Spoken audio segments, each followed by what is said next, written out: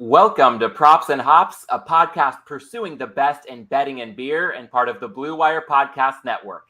I'm your host, Matt Landis, and thanks to those of you watching live on Twitter and YouTube or listening in podcast form. Appreciate you tuning in, however you're tuning in. And with the NFL right around the corner, I know a lot of us about to get bombarded with stats, metrics, and data like EPA, CPOE. Some of you might be thinking, WTF?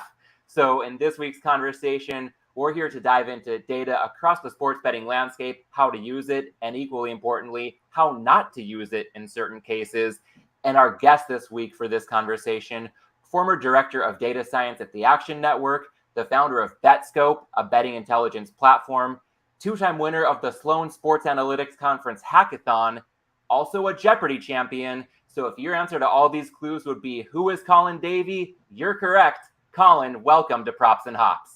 You know, that may actually be the best segue to pull in the Jeopardy reference I have ever heard on all of these podcast appearances. Thank you, Matt. Really appreciate it. I'll take it. Yeah, glad to be here. Appreciate you hopping on. Glad to have you here. I love to start by getting into guests' background a little bit just for the unacquainted. And I think a good jumping off point could be your Twitter bio at ADJ Baseline on Twitter. You note that you're figuring out how to win games with data, DFS, Jeopardy, and sports betting. So why don't we take a moment right off the top and have you describe your journey in data?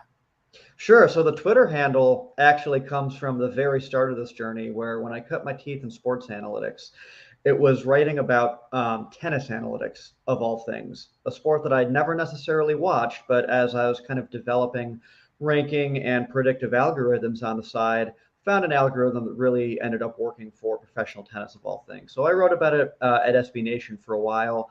Under the editorial discretion of Bill Connolly, now at ESPN, kind of runs the college football S&P. But from there, it was basically a gateway drug into predicting all kinds of sports under all different kinds of methodologies. Really cannot credit enough, my path as a data scientist and a predictive analyst on all things sports betting, because it is a great mechanism for getting feedback, what does work, what doesn't work, and really figuring out, most importantly, that you're never as smart as you think you are when it comes to predicting sports outcomes. It's everyone has might believe that they're great at picking winners until they actually start doing it seriously and tracking the results. And you figure out really quick that this sports betting thing can humble you as much as it wants to every time that you think you're really good at this thing. And building on that point of how humbling this all can be once you think you've got it all figured out, what would you say are some of the more overvalued and perhaps some of the more undervalued aspects of working with data? In sports betting, are we going to go sports betting or just like anything in particular, I guess? Sure, through the sports betting lens, but if anything bigger picture comes to mind, that's totally fair game as well. Yeah, I think speaking generally, I think working with data, people do have this magic view of what predictive analytics, machine learning, building models, like all these things look like, where, if you deploy your fanciest algorithm ever, that surely, because this is hard to build, it will give you some sort of competitive advantage or some sort of betting edge. Usually that is not the case. And I think that the undervalued part, especially in sports betting, is actually far more working with price data. I think it is basically hard. Predicting sports in general is incredibly hard. Predicting it better than the market in aggregate is even harder. I think the most underrated part, especially in sports betting, is being incredibly price sensitive. Because when you're comparing prices and markets and figuring out what is the best market for me to get, my money down to represent my beliefs, there's no ambiguity on, if I see a price at DraftKings, like, am I really getting that price? And the answer is yes. It's not pari-mutuel betting. There's uncertainty in what price you're getting. Price sensitivity is easily the most underrated and undervalued part about becoming a winning sports bettor in particular. I can fully endorse that based on my own experience and my conversations with other successful and professional bettors. But I've got to follow up and think from the standpoint of casual bettors who wouldn't consider themselves as price sensitive. Are there any areas outside the realm of price sensitivity for, the kind of guy who just favorite team's about to tip off or kick off a game and they just want some action on it, but maybe they can get a little bit better without putting forth too much effort shopping around for the best price? Any low-hanging fruit for casual bettors to apply data in, the scope of work that they typically implement on their own end? I think there are some pretty good tools out there that will basically scan all the markets for all the inefficient prices. Um, this may be a semi-unnatural plug for this thing that I've built, Betscope, designed to do exactly that. But if you're just looking to get some action down, and you just know that you want to have even some inkling of I want to get down in this particular game. Maybe there's even a team you like. There's all sorts of markets that they're probably not even considering. Everything from the props market to the alternate spreads and totals. Like all else being equal, like if you just want to root for a team, like you're like in baseball, for example, you're probably just going to put down on the money line for the team that you're looking at. If you just want to root for it, why not root for them even harder and say like, okay, I'll bet the alternate line market because at this particular book, I'm getting a really good price. So maybe you're rooting for them to win by 1.5 and just instead of winning by 1. But if you know that you're doing that and you're spiking a bad price, why not try to root for the team you want to root for and try to exploit some market inefficiencies? Got it. Well said. And I want to get into Betscope in just a moment here. But while we're still talking about your background, can't overlook the fact that you have been highly successful when it comes to the hackathons at the Sloan Sports Analytics Conference. And as we delve into that a little bit, I'd love to know when you started attending Sloan and what got you interested in going there in the first place. So I had built up a pretty decent sports analytics portfolio before going to Sloan for the first time in, I think it was 2014. That was actually a requirement because when I first went to the conference, that was the first year they actually did the hackathon. And so you're required to submit a portfolio. I was basically a semi-outsider, like into the industry. And so the hackathon was kind of a good chance to see and test where I'm at compared to other people that kind of had that semi-amateur status. Got into the hackathon, and I was fortunate enough that in the first year they did the competition, I basically had done very similar analyses with the data set they offered. The first year competition was ESPN opened up all of their NFL play-by-play data set and just said, here's a data set, do something interesting with it. And I had actually done similar analyses for college football tracking data, trying to understand if simple or complex offenses are better as measured by the variety of formations that they had. And so I had a lot of stuff that was basically plug and play, ready to go, just needed a slight bit of it adapting to the new data set, and it ended up resonating pretty well. So that was a pretty good stroke of luck. I was happier when the second year that I went, it was a data set that I had not worked with before, and was still able to pull together some winning insights and win it again. So that one kind of proved it wasn't a fluke and a lucky stroke. And what was the subject matter of that second victorious hackathon for you? The second year, they gave us tracking data for a chipped up high school football game, and they asked us to answer 5 specific questions. Basically, can you show some quantified insight in one of these 5 areas? I was able to use that data to quantify offensive line play and evaluate how well the offensive line put pressure or kept pressure off of the quarterback as defined by some velocity vectors headed in the quarterback's direction. How often can you make sure that those velocity vectors don't get too high? Got it. Sounds a little bit like early days of next-gen stats and everything that we're getting now. And I've got to ask, when we think about bridging that part of the past with present day, I also think of the sports betting conference landscape itself. You started going to Sloan a while back and, very accomplished with what you did there. And we met a few months ago at Bet Bash. It was the second edition of Bet Bash after the first one took place in Jersey City last summer. And I've got to ask, from your standpoint, having been to Sloan a bunch of times and had a lot of success there, also attending Bet Bash and how acclaimed that whole experience has been almost unanimously, from what I can understand from everybody who was there in Vegas this past April. How would you compare and contrast Sloan with a conference like Bet Bash? I think Sloan's success speaks for itself at this point. I mean, it is wildly successful. It is basically a household name in the industry. And I think like all conferences, once it's become kind of a victim of its own success on some level, it just caters to a different audience. It is far more front office friendly. It's more of like an MBA mix over the quant mix. And again, that is what happens when it is a wildly successful conference. And I don't begrudge that in the slightest, but in terms of Bet Bash, that seems to getting back to the purest version of at some level, all of us attended Sloan because we like trying to predict what's going to happen.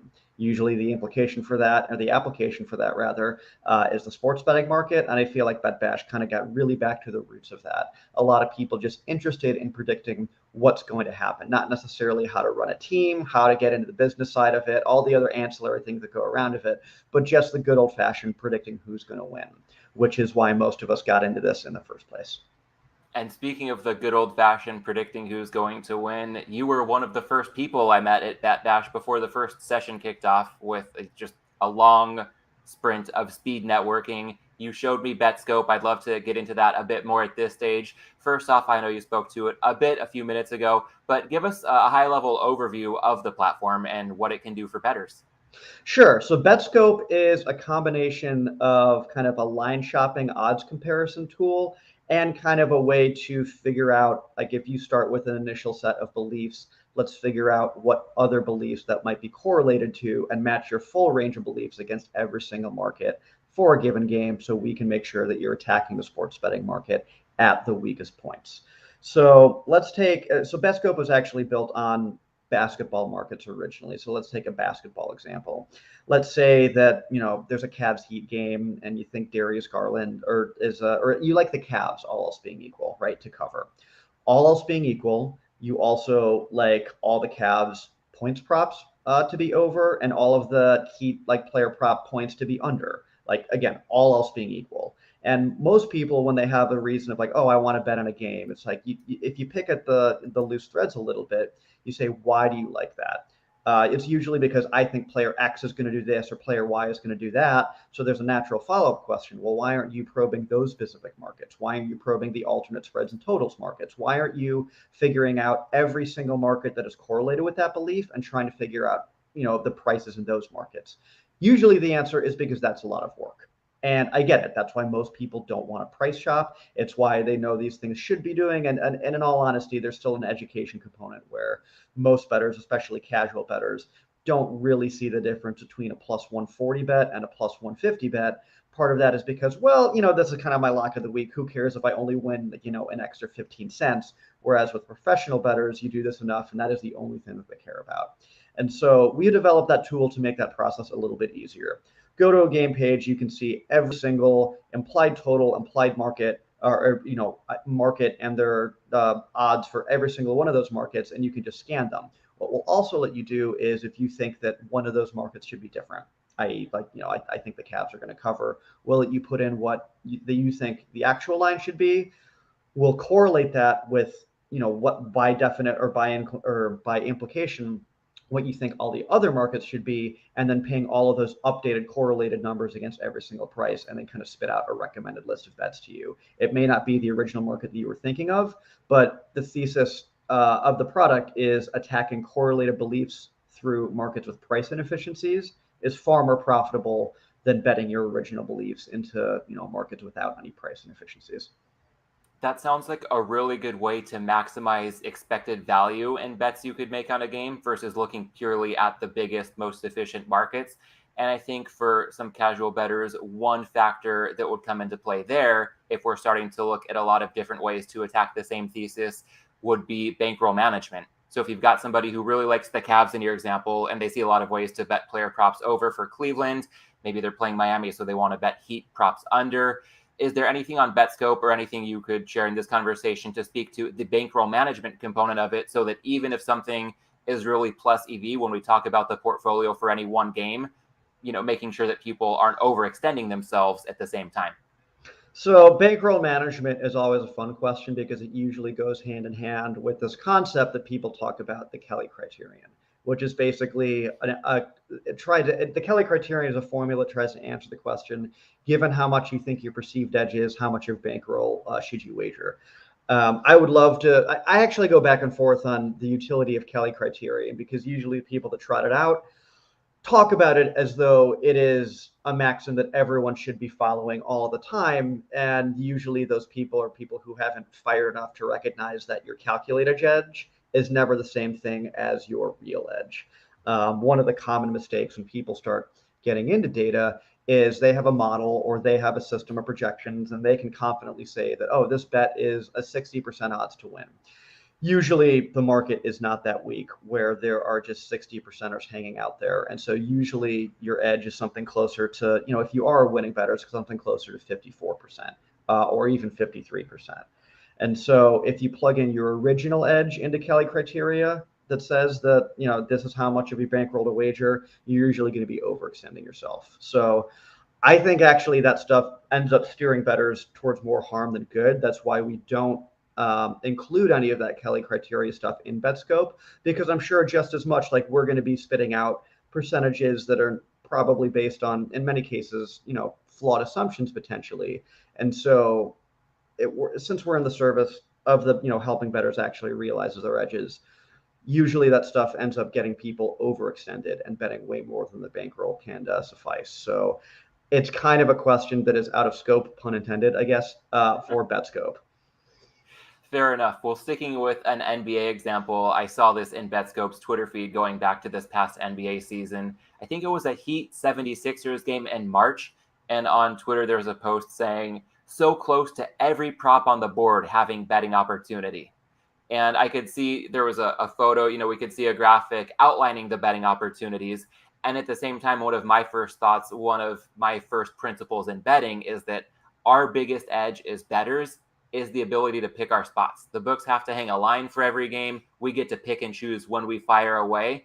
So there's a bit of tension there, but I think these two notions can coexist in a healthy way. How do you reconcile the perceived conflict between our biggest edge as bettors being the ability to pick our spots versus a game like that Heat 76ers one in March, where you see betting opportunity on almost every option on the props menu? Well, that one, those opportunities don't necessarily come along. But if you dive deep into, okay, great, there are betting opportunities in every single market, they're not necessarily at every single sports book. And so when you expand your first statement from like, we get to pick our spot, like at a given sports book, to we get to pick our spot across all sports books, it's the ability to only selectively pick off the weak lines at each sports book where we can really capitalize on the edge. There are similar services to Betscope that will, and I think like one of the low-hanging fruits that will eventually get plucked by a lot of people is observing arbitrage situations where you can literally bet two sides of the same market at two different books and lock in a guaranteed profit. That's an element of picking your spot because you're exploiting price differences across two different sports books. You could theoretically get to a spot where if one book is just really slow to late breaking news in every single market, it will produce betting opportunities at every single market at that book. So you get rare instances where that is the case, or maybe there is just a flurry of news where not every book is updating all of their markets properly. But it is consistent to say like, there could be a game where there could be bettable opportunities every single market, but they're evenly distributed across every single book. So having outs at every single book is the way that's how that circle gets squared, basically.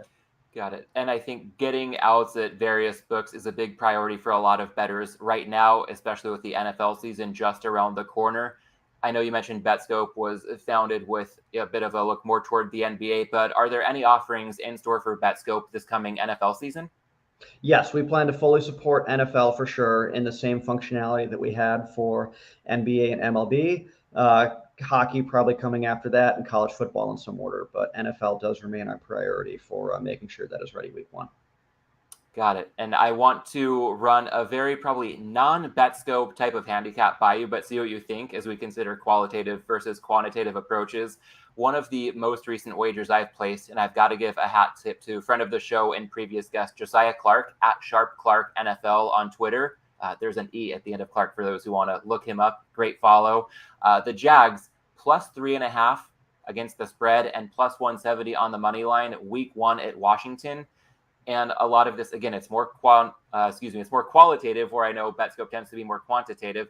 But if we look at, the Jags having Doug Peterson as their head coach now, got some good familiarity with Carson Wentz, the new Washington quarterback.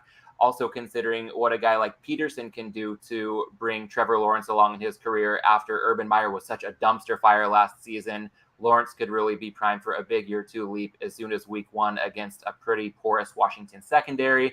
And then Washington's got some big injuries. I know they've got Chase Young, Logan Thomas, and their starting center all fighting complications from season-ending injuries last year, from which they are currently recovering. Sounds like some news earlier today, Ron Rivera saying Chase Young might be the longest timetable to return, and there still is no timetable. I kind of feel like we have a bit of a free roll. If Chase Young can't go in week 1, we might see this line tick down to that key number of +3. So a lot more probably the art than the science of sports betting behind that handicap. But how do you consider factors such as what I've laid out, making a pro Jags case in week 1 versus anything that might be rooted much more quantitatively on the Betscope side of things? So you're actually going to hate this answer, but Betscope is basically built to make decisions not anchored around all of the things you just outlined. So half of the fun of sports betting, I know, is constructing a narrative on why this line is wrong. And I've basically seen every single narrative at this point. Like, I don't know what it would look like, but you could construct a narrative for both sides of that bet, and they sound equally convincing. I think this is why a lot of people, like when they first get into sports betting, their entry point, so to speak, is based off of these entertainment type narratives. And like, it is a way to get invested in the game. You can feel analysty and stuff like that. Like, Betscope will look at that same game and say, like, look, we're going to be agnostic as to what the narrative actually is. We're only looking at all of the markets available to that game. So like, if there's a +3.5, like a +170 line, I'm not necessarily interested in like what the underlying fundamentals are that drive that line. I'm interested in, is there a +180 to go along with a 3.5 at a separate book? Is there an alternate line market where you may be able to get down a +1.5 or +7.5 for slightly different price that is better than its distribution otherwise implies? So like, Betscope basically tries to get out of the forecasting business in terms of like, is this line like good or not, like from pure fundamentals, because that stuff is actually really hard to get right, especially in week 1 when you're just dealing with massive amounts of uncertainty. So I think Betscope would honestly wait for more additional markets to come online and figure out like, where are the tiny little, flaws in the totality of markets offered for all of these places. One thing you mentioned there, I'd like to dig in on a bit further. Alternative point spreads. I understand Betscope also doing some work with alternative totals. How would Betscope's process be different than what sportsbooks use to come up with alternative spreads and totals so that bettors following Betscope's guidance can overcome the VIG? Like, it's not too different. I'm sure that sports bettors are also using implied distributions for all of their main spreads. Sometimes there will just be differences in implied distributions, tiny amounts, and that's reflected in tiny differences in price offered in the alternate spreads market. Usually the alternate spreads market and alternate totals market is not nearly as policed as the main kind of spread total money line, because those are the vectors by which like the most amount of money is able to get down. So there's a little bit less liquidity in those alternate markets. As a result, they police them a little bit better. And for the casual bettor who's not worried about being able to get down, 5-6 figures on a game, just maybe looking to get down a couple hundred, it's a profitable spot. So we do utilize distributions and kind of scan, like when we get a price for these different markets, we can come up with an implied probability based on our knowledge of distributions to see what price is the break even for when it becomes profitable. Cool. And for bettors listening to this, again, I'm trying to put myself in the shoes of, an up and coming bettor. Not that I'm a professional myself by any means, but somebody who's fairly new to this, looking to get better, open to the idea of working with data a little bit more, but doesn't want to put in a ton of hard work, doesn't know exactly how to use the infinite amount of data that seems to be out there for everybody. When it comes to Betscope, what would you say would be one of the best use cases for some up and coming bettors, perhaps some best ways just to get started? I think it's basically getting awareness that there are more markets than the original ones that are presented to you on the ticker or on your favorite podcast.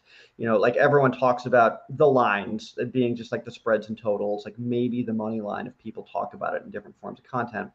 I think player props are getting a little bit more kind of, in the mix or whatever, but more than anything, it's just awareness that there are a ton of different ways to bet on a game.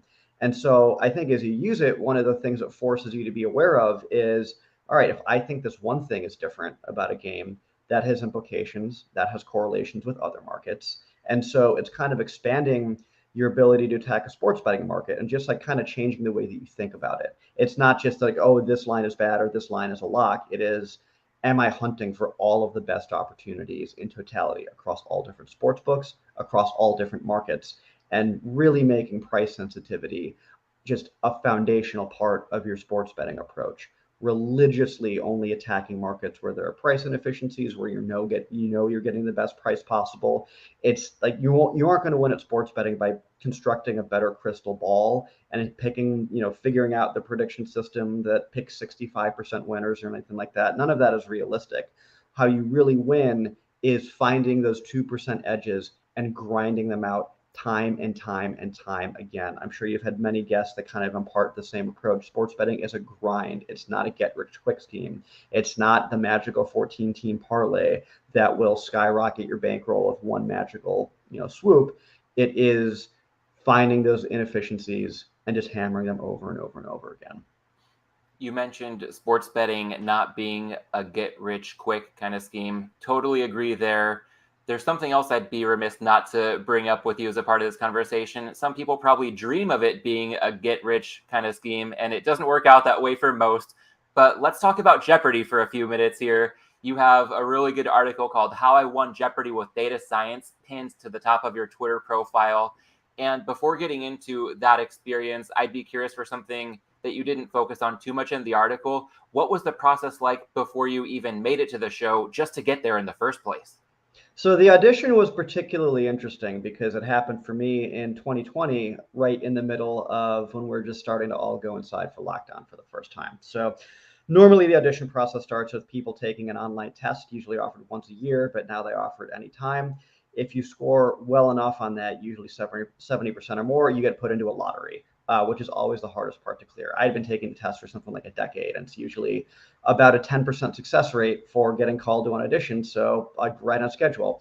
After that, they have you take a written test to make sure that you basically weren't cheating the first time, and they do a mock game to assess your camera readiness. Will you make for good television? Do they think that you'll fold under the lights and just kind of being presentable and making for good TV? So that's most of what the audition process entails. I actually didn't do too much studying for that because there's only so much that you can really improve your general knowledge on to get past the audition process. Once you got past all that and you were prepping for the big show you touched on in your article, Jeopardy James, Holzhauer, also a sports bettor. What impact did you take from his approach and everything that you gleaned from his experience when it came to preparing for your own? So I was actually fortunate enough to be able to talk to James directly, or rather have a correspondence with him. We do have some mutuals who, since we are in the sports betting industry, and they were able to put me in touch. James had some little tidbits of advice that I appreciated.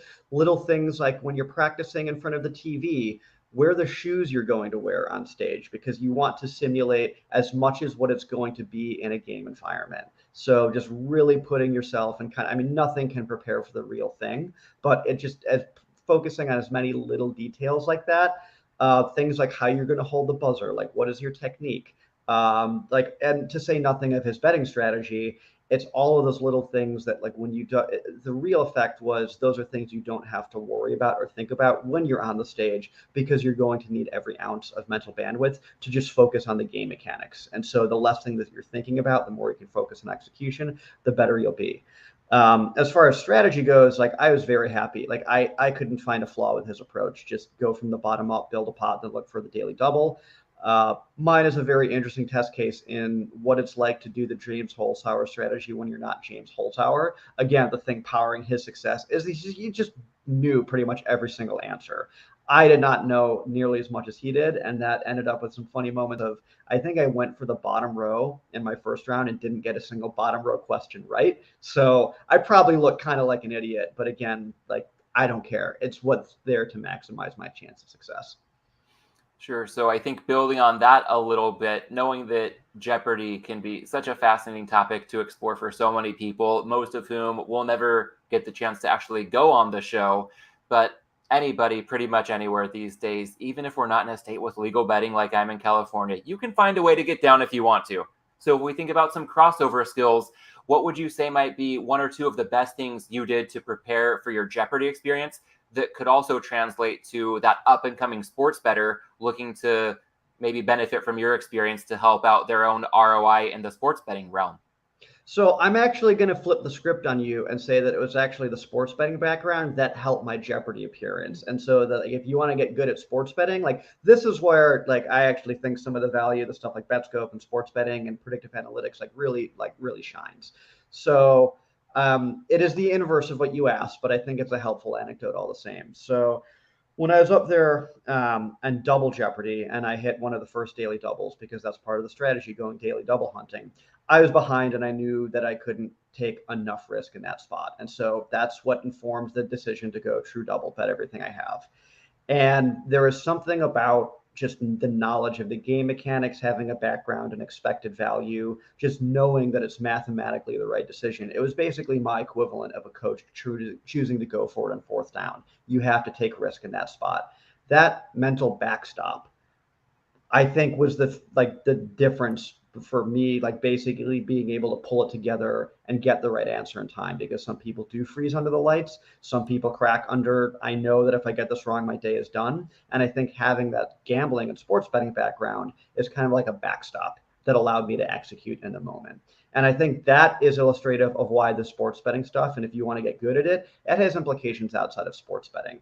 Things like price sensitivity, familiarity with probability, being able to make data-driven decisions, they have implications outside of sports betting that will just make you a more well-rounded thinker. And it has applications and disciplines outside of sports betting. So like I think the lesson is the same. Like you're investing in getting better in sports betting is a worthwhile endeavor, not just to grow your bankroll, but because it'll make you better in things outside of sports betting you don't necessarily anticipate. And building on the way you flipped that question on me, I like this framework.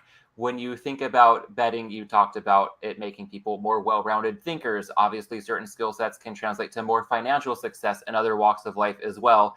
Beyond your Jeopardy experience, is there anything you think that could be attainable for a lot of people to use sports betting, not just in a vacuum, but to use those skills for, whether it's intellectually, financially, any other walks of life that maybe people would better serve themselves to look to apply more using their sports betting experience and knowledge as a jumping off point? Oh, absolutely. And I feel like I have lived the case study for exactly that. I was not a data scientist prior to getting into sports betting, but I knew that I was interested in building models, understanding probability, seeing if I could generate my own predictions. And the great thing about sports betting is, as I alluded to earlier, are these frequent feedback cycles of assessing whether or not you're wrong. It's one thing to make something like, a presidential election model where you find out if you're right once every 4 years. It's another to do a basketball model where you're basically proven like whether or not you're right or not multiple times a day. And so having that feedback cycle of, where are my assumptions wrong? Where do I need to improve? Is very valuable in terms of, making you a better, well-rounded data scientist, or it made me a better, well-rounded data scientist. And so just the ability to have a feedback process for your analytical rigor, like I can speaking for myself, it's been a foundation for a lot of the data science work that I've done ever since. And I think the field requires a little bit of humility, and there's no better humility source than the sports betting market. I can get behind that. And as you talk about using betting to be more well-rounded as a person, I think that's a perfect bridge to a staple on this show, a segment called the Malinsky Minute, as a nod to the late, great David Malinsky. And when I think of your background and knowing what I did about Dave, I mean, Dave is somebody who, betting and beyond, almost any subject, his knowledge seemed to be a 10 out of 10, pretty much across the board. But he could also speak in a relatable way to anybody on any topic, even if their knowledge might be a 1 out of 10. So he could keep things engaging in any context.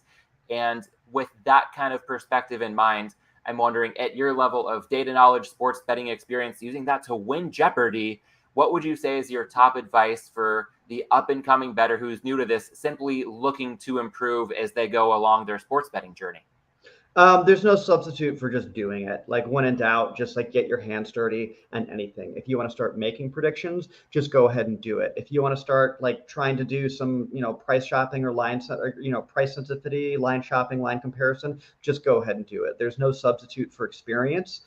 And just being open to knowing that like when you start off, like whatever you're going to do and whatever angle you attack, you're going to suck for the first like couple of months, maybe even years of doing this. It is not a reason to quit. It is not a reason to get discouraged.